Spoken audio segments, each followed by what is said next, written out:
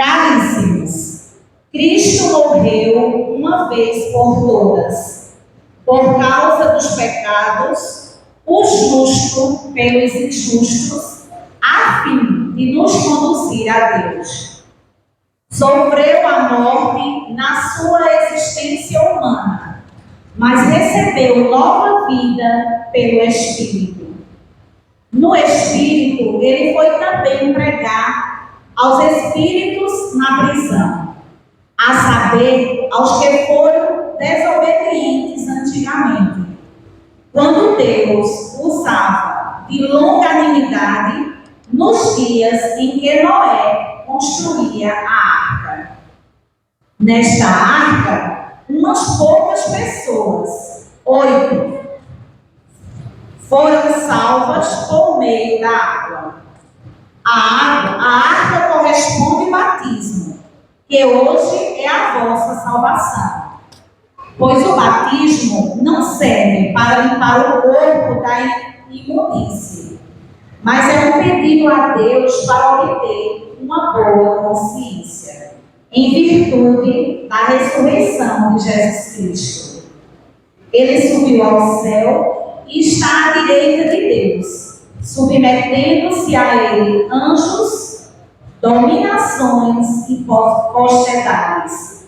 Palavra do Senhor. Graças a Deus. Louvor e glória a ti, Senhor. Cristo, palavra de Deus. Cristo, palavra de Deus. Louvor e glória a ti, Senhor.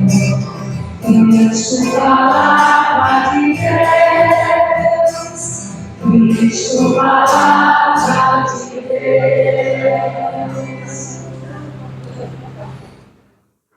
Padre Pedro, recebe o Evangelho de Cristo, no qual foste constituído mensageiro.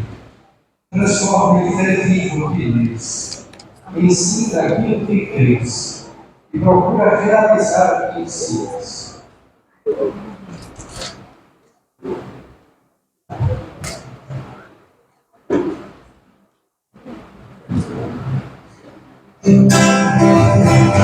Louvor e glória a ti, Senhor. Cristo, palavra de Deus. Cristo, palavra de Deus. O homem não vive somente de pão, mas de toda a palavra da boca de Deus. Louvor e glória a ti, Senhor. Cristo, palavra de Deus. Cristo, palavra de Deus. O Senhor esteja convosco. Ele está no meio de nós. Proclamação do Evangelho de Jesus Cristo segundo Marcos. Glória a vós, Senhor.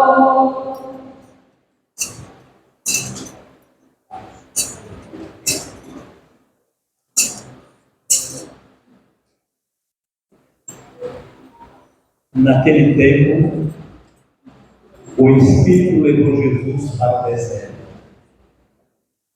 E ele ficou no deserto durante 40 dias. E ali foi tentado por Satanás. Vivia entre os animais selvagens, e os anjos o serviam. Depois que João Batista foi preso, Jesus foi para a Galileia, pregando o Evangelho de Deus e dizendo: o tempo já se completou, o reino de Deus está próximo. Convertei-vos e crede no Evangelho. Palavra da salvação. Glória a vós, Senhor. Glória a ti, Senhor. Existe palavra de Deus, existe palavra de Deus.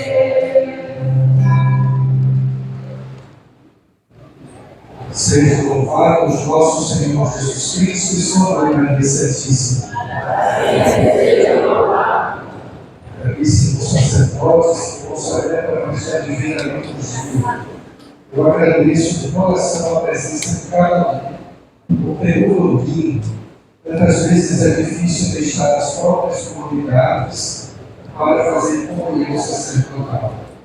Por isso eu agradeço demoradamente a Padre Luísio, o nosso chanceler, como também a Padre Helder Gomes, a paróquia aqui vizinha de Nossa Senhora do Esteio, Santo Antônio, em Cristina, como também o Padre Milmar, este convite do Padre Eva, do seu filho André, está aqui representando mais 7 outros sacerdotes também altirenses. Muito obrigado pela presença de cada um. Ao Padre Pedro Antônio, a minha gratidão pelo seu sim, não apenas o sim ao seu bispo na última conversa, que aceitou com tamanha docilidade a sua vida valentia, como também o seu sim diante de Deus.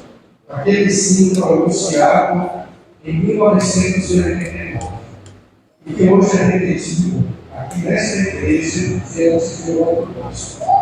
Que Deus seja louvado. Faça com que esta paróquia seja aquilo que ela foi criada para ser. Isto é, um lugar de convergência para Cristo.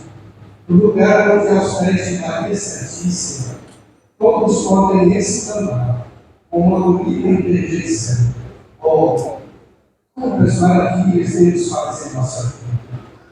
E aqui também todos possam exclamar, infelizmente, com ó, quantos pecados ainda prevalecem neste mundo. Mas tenho certeza que aqui será um lugar muito reflexão. E desejo do fundo do meu coração que o Espírito Santo aqui possa agir livremente em sua vida, em seu ministério, fazendo com que muitas honrarias aconteçam, todas elas levando almas ao Senhor. Muito obrigado, Padre Pedro. Que Deus seja louvado por sua vida e seu ministério.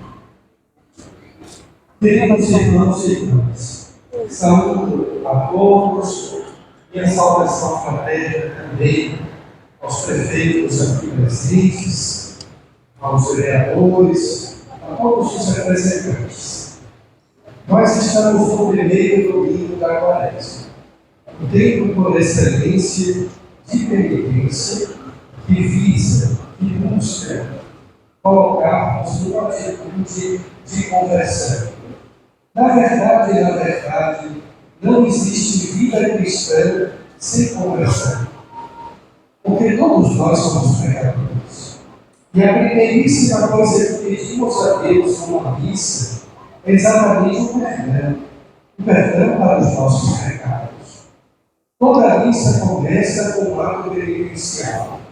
Diante de Deus, Pai, reconhecemos os pecadores e imploramos o seu perdão, para que possamos celebrar dignamente a Santa Missa e para que possamos ser menos indignos do nome de cristãos. Jesus também viveu numa Quaresma, vai ao deserto para ser tentado pelo demônio. Satanás não tinha consciência que Jesus era Deus, mas sabia muito bem que Jesus era homem. Na verdade, a nossa fé proclama que existe uma união entre Deus, homem, e o homem, Deus. Verdadeiramente homem, verdadeiramente Deus. Como Deus, Jesus nunca seria tentado por Satanás. Deus é criador de todas as coisas. E sendo Deus, e Satanás, um anjo impuro, recaído, Deus não estaria submisso às tentações de Satanás. Mas sendo homem, verdadeiramente homem, Jesus poderia ser tentado e o foi. Poderia ser tentado em sua fome, em seus sentimentos, em seus desejos. Mas ali no deserto prevaleceu a união entre Deus e homem. Verdadeiramente Deus, verdadeiramente homem. E suportando as tentações, as ciladas do inimigo, Jesus nos mostra que todo ser humano também, mesmo sendo tentado, nós podemos também ser vencedores de todas as tentações. Nós passamos pelo deserto da vida, deserto que possui muitos nomes, de solidão, de desamparo, de doença ou de enfermidade, de desemprego. Quantos desertos a nossa vida também é submetida. E nos desertos da vida, também, não poucas vezes, nós todos somos tentados.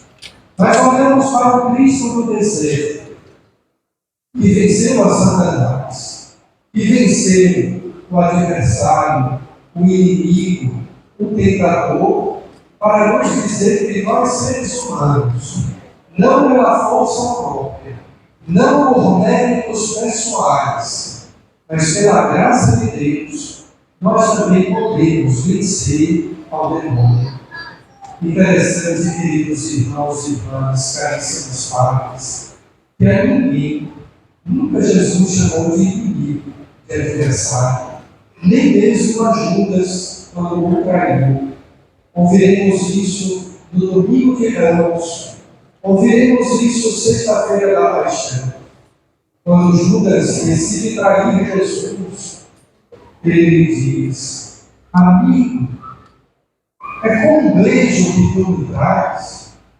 Vejam só, queridos irmãos e irmãs, até mesmo na hora da traição, ao traidor, Jesus lhe chama amigo.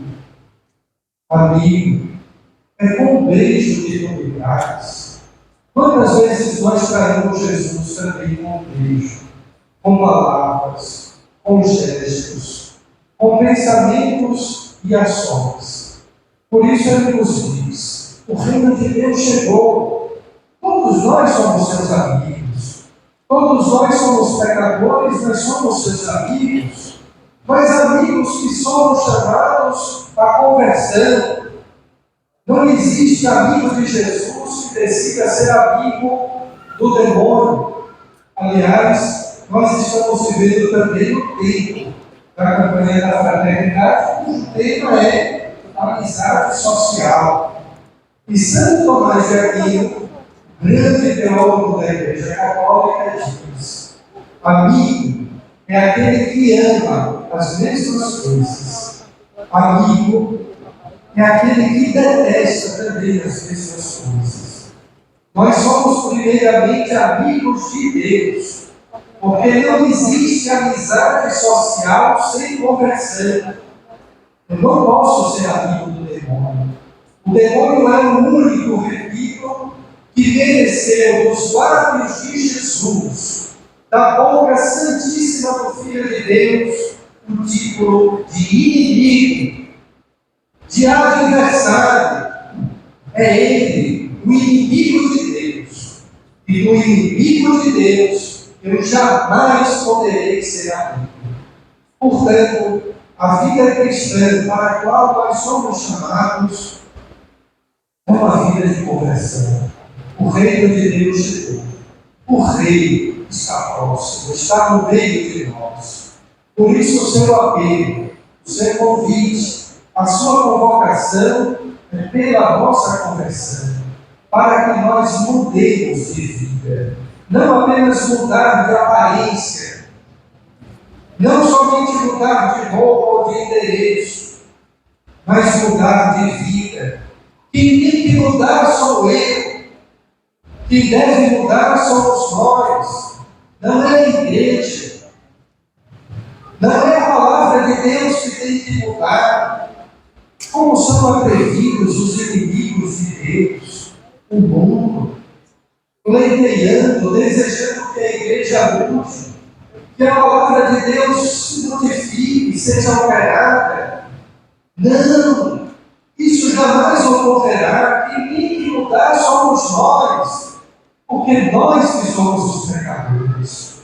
A ordem é dada a cada um de nós. Convertei-vos, pois o reino de Deus chegou. Convertamos, pois o reino de Deus chegou. Não sabemos o dia e nem a hora. Aproveitemos esta quaresma, pode ser a última. Aproveitemos os desertos da vida, onde somos tentados, para nos converter. O reino de Deus está próximo de nós. O reino de Deus chegou.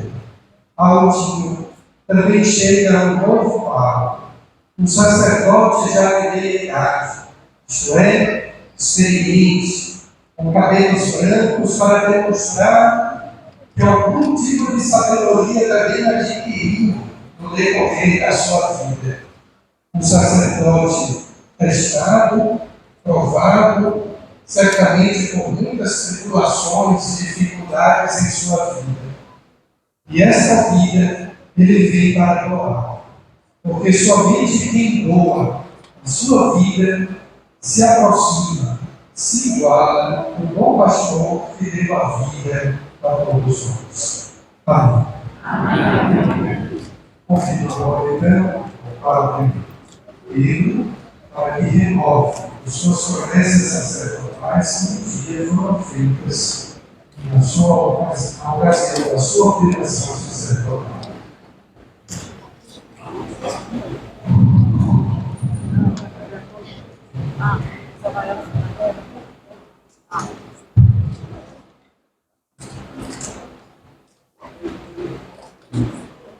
Filho caríssimo, diante do povo que será entregue aos teus cuidados, renova o propósito que um dia prometeste na tua ordenação. Padre querido, queres desempenhar sempre o teu cargo, como fiel cooperador da ordem episcopal, apacentando o rebanho do Senhor, sob a direção do Espírito Santo. Vem. Queres celebrar com devoção e fidelidade os mistérios de Cristo, para louvor de Deus e santificação do povo cristão, segundo a tradição da Igreja. Queres unir-te cada vez mais ao Cristo, sumo sacerdote,